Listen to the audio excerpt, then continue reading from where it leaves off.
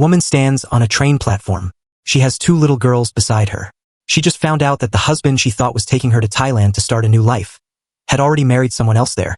She doesn't cry. She doesn't collapse. She looks down at her two daughters and makes a decision. That decision changed the history of Chinese food forever.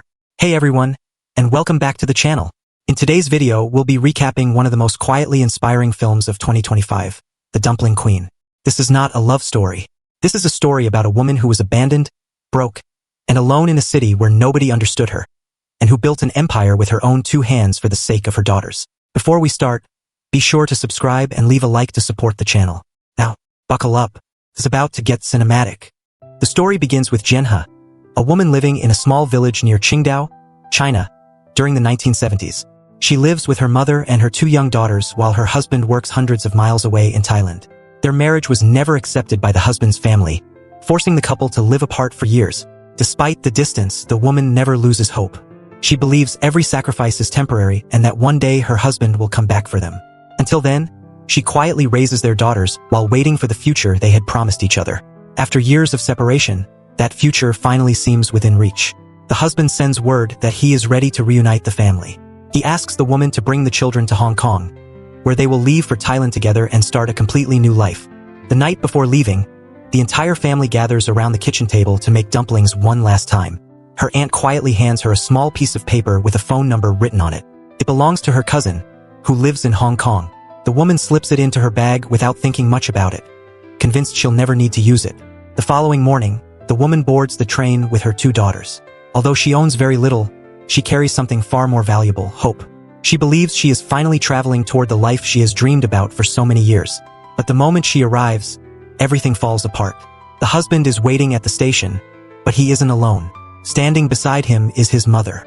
Within moments, Jian learns a devastating truth that everyone else has known except her. Years earlier, the husband's family had arranged another marriage with a woman in Thailand, who gave birth to a son. The only place left for her in Thailand would be as a servant inside her husband's new household. The revelation leaves the woman completely speechless. Every year she spent waiting suddenly feels meaningless. With two daughters depending on her, she decides to stay in Hong Kong. Finding work quickly proves almost impossible. Everywhere she goes, people struggle to understand her language, and every failed conversation closes another door. Day after day, she searches for any opportunity that might allow her to earn enough to feed her children. Eventually, she walks into a small workshop owned by an elderly couple. Unable to explain herself properly, she simply writes a few words on a piece of paper, asking for work. The couple decides to give her a chance, believing she is mute. They hand her materials used to assemble artificial plastic flowers and briefly demonstrate the process. The woman watches carefully only once before taking everything home. That night, she and her daughters work without stopping. The three of them sit together assembling flowers until sunrise. By morning, every single piece is finished. Unfortunately, the flower project has already come to an end. For many people, it would have been another disappointment. For the woman, it is simply another obstacle to overcome. She notices workers beginning a new production line assembling dolls and immediately volunteers to do that instead. Once again, she carries the materials home, and once again, the family works through the entire night. As the woman prepares to deliver the finished dolls, her younger daughter suddenly becomes seriously ill. Unable to leave her alone, the woman asks her older daughter to deliver the order by herself after carefully explaining the route. The little girl confidently sets off, but hours pass and she never returns. Terrified, the woman rushes back to the workshop, only to learn that her daughter never arrived. Panic takes over as she searches every nearby street. When she finally reaches home, she finds the little girl standing inside. She had become lost in the unfamiliar city and spent hours trying to find her way back before falling and injuring her knee. Looking at her exhausted daughter, the woman realizes just how fragile their situation has become. And before she has time to recover, another problem is already waiting for her. One afternoon, the elderly shop owners rush over with urgent news. The local authorities are checking residency permits throughout the neighborhood, and Jian's documents have already expired. If she stays, she risks being arrested and losing everything she has struggled to build. With almost no time left, she remembers the phone number her aunt gave her before leaving home. It is her cousin's number, living in Hong Kong. It is the only hope she has left. Without hesitation, the woman packs everything she owns. The elderly couple secretly helps her reach a small boat before the authorities arrive. As the mainland slowly disappears behind them, the woman holds her daughters tightly. She has no money, no job waiting, no idea what tomorrow will bring. only the determination to keep moving forward, no matter how impossible the journey ahead may seem. Compared to the mainland, Hong Kong is far more modern and full of opportunity. But it also attracts thousands of people searching for a better life. Jobs are scarce, competition is fierce, and newcomers struggle to survive. Fortunately, Jian's cousin welcomes the small family with open arms. She helps the woman obtain the documents she needs to stay legally and offers them a tiny room inside a crowded boarding house where dozens of people live under the same roof. Space is limited, but for Jian, simply having a safe place to sleep feels like a blessing. The owner of the house even allows the family to stay rent-free for the first 3 months, giving the woman enough time to find work and rebuild her life. The very next morning, Jian begins searching for a job. Before getting married, she had trained as a nurse, so the hospital seems like the obvious place to start. She hopes her medical experience will allow her to support her daughters once again.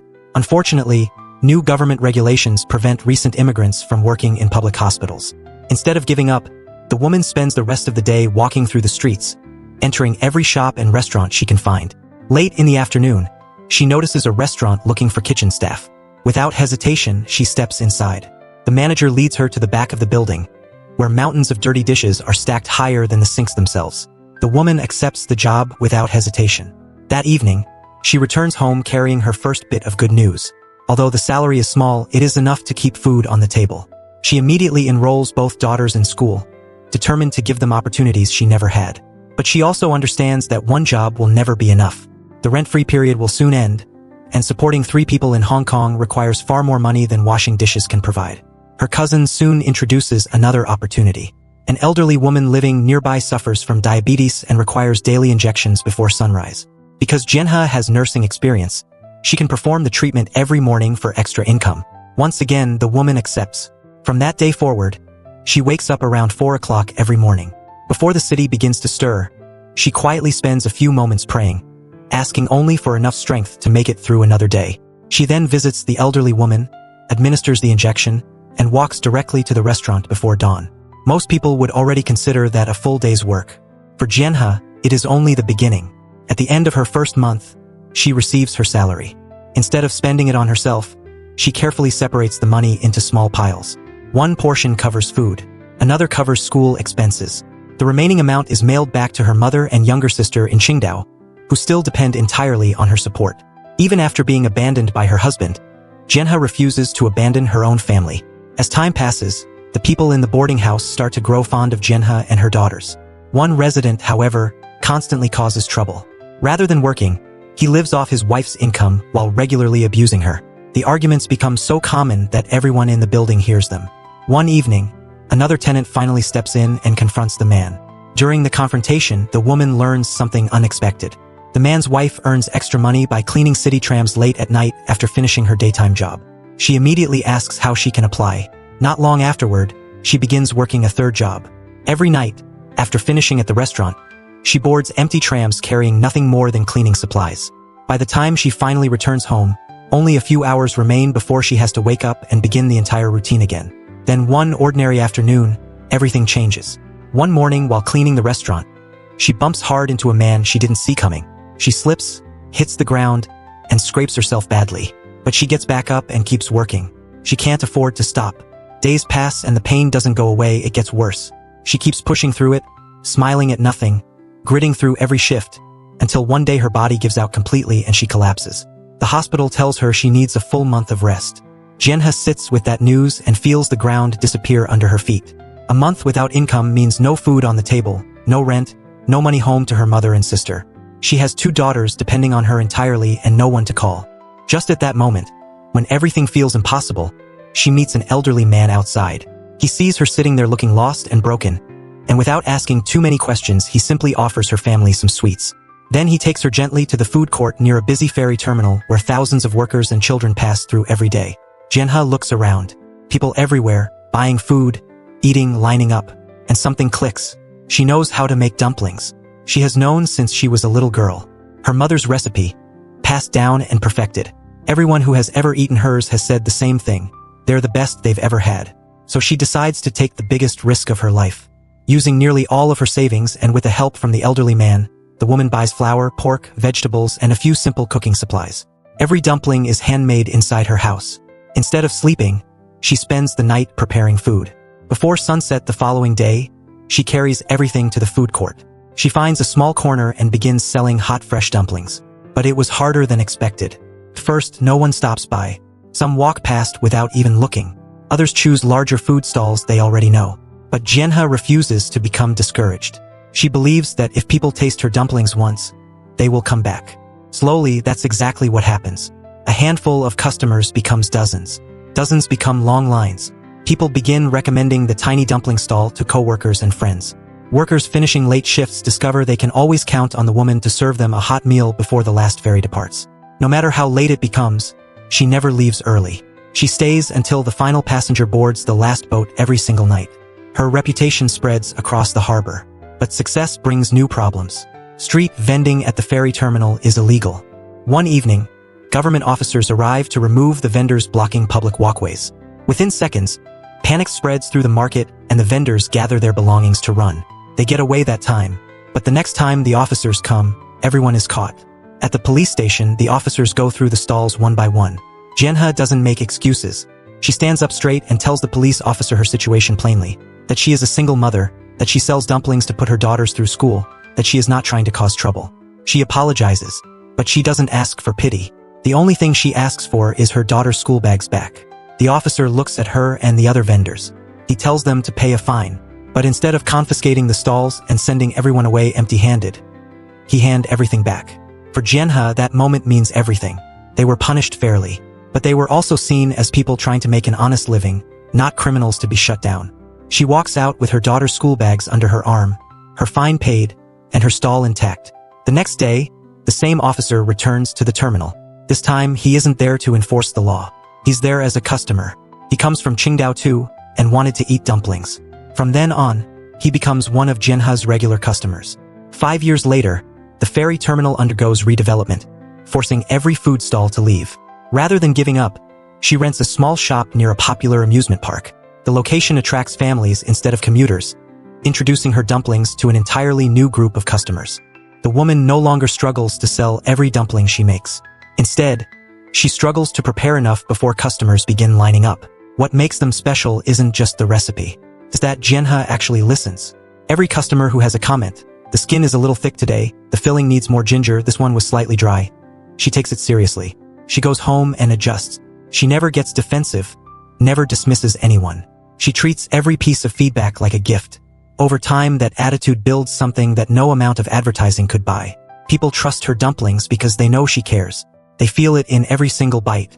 Among the growing number of loyal customers is a Japanese businessman, who after tasting the dumplings, proposed a partnership to sell her food to the local supermarket in Hong Kong. Around the same time, the police officer who once protected the vendors becomes an important part of her life again. Now raising children on his own, he often brings them to spend time with Jian's daughters. Over the years, mutual respect slowly grows into a quiet affection. Unlike the man who abandoned her years earlier, this relationship is built on patience, trust, and genuine admiration. With her reputation growing, Jian gets a proper food license and opens a factory, while more business partners start coming to her one by one. Before long, every major supermarket in Hong Kong carries her dumplings. And as demand continues increasing, Jian opens her first real production facility. Machines now knead dough that she once prepared entirely by hand. What began inside a tiny rented room has become a thriving company. Then one afternoon, another unexpected encounter reminds Jian how important kindness can be. She notices an elderly man collecting empty bottles on the side of the road. Immediately, she recognizes him. Years earlier, when she had almost nothing, he had quietly helped feed her daughters and encouraged her to believe that her dumplings could become something special. Without his encouragement, she might never have started the business at all. The woman invites him to live and work at the factory, treating him like family for the rest of his life. She never forgets the people who helped her during her darkest moments. As the company continues expanding, the woman notices children eating hamburgers imported from overseas. Watching them sparks another dream. If food from other countries can become popular in Hong Kong, then perhaps her dumplings can become popular around the world. With help from one of her daughters, she partners with an international frozen food distributor. For the first time, Jian's dumplings leave Hong Kong. Soon they reach cities across Asia, then other continents. The homemade recipe that once supported a struggling single mother becomes an internationally recognized brand. Years later, while receiving public recognition for her achievements, Jian reflects on the people who made her journey possible.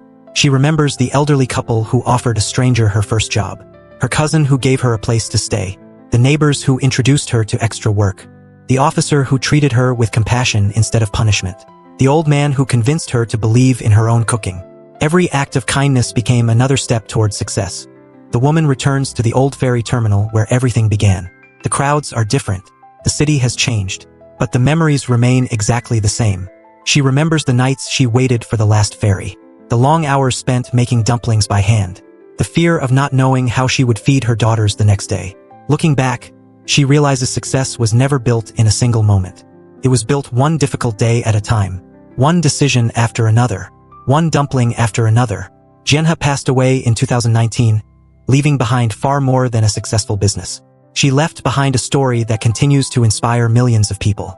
Her journey proves that extraordinary success rarely begins with extraordinary opportunities. Sometimes it begins with nothing more than courage, relentless determination, and the willingness to keep moving forward when every reason says you should give up.